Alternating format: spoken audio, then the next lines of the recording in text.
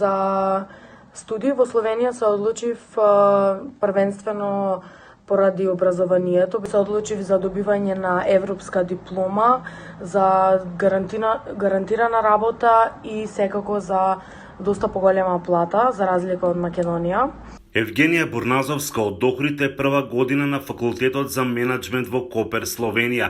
Таа е само една од многуте македонски студенти кои последните години се одлучуваат своето високо образование да го продолжат на некој од словенечките универзитети. Само оваа учебна година 800 македонски студенти се запишале на универзитетот во Љубљана, но се смета дека околу 1500 студенти од земјава во моментот студираат на факултетите во Словенија, вели деканот на филозофскиот факултет во Скопје Радко Дуев. Ние направивме неколку истражувања со нашите студенти.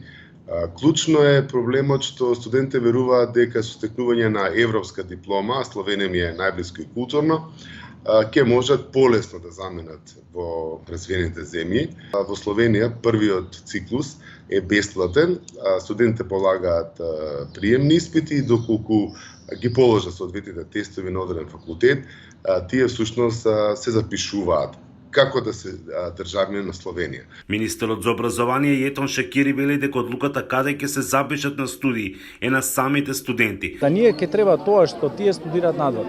Еден дел од тие да ги искористиме за да ги вратиме нивниот успех што е постигнат таму, да го дадат придонесат во нашата земја. Јас имам редовна комуникација и за прашањето и проблемот за Словенија и во другите земји. Ние веќе 30 на години воопшто немаме политика за студентите. Знаете, сите развиени земји водат грижа за студентската популација. Начинот на стипендирање, што е многу значен за талентираните студенти, се уште е кај нас тоа на едно ниско ниво. Моментално во Европа владе еден тренд на, како што сами ги нарекуваат оние headhunters или ловци на глави, барање на таленти, претежно од Балканот, од Југоисточна Европа, така што гледајќи да си ги решат собствените проблеми. Професорот препорачува дека треба да се работи на повеќе сегменти за да се запре оваа миграција.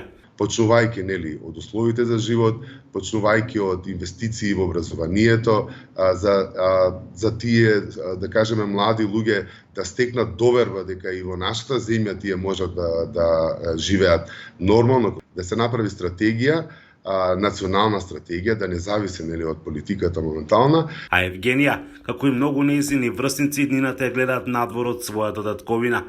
Иднината ја гледам во западните земји и не планирам да се вратам во Македонија. Од Охрид за Гласот на Америка Мики Трајковски.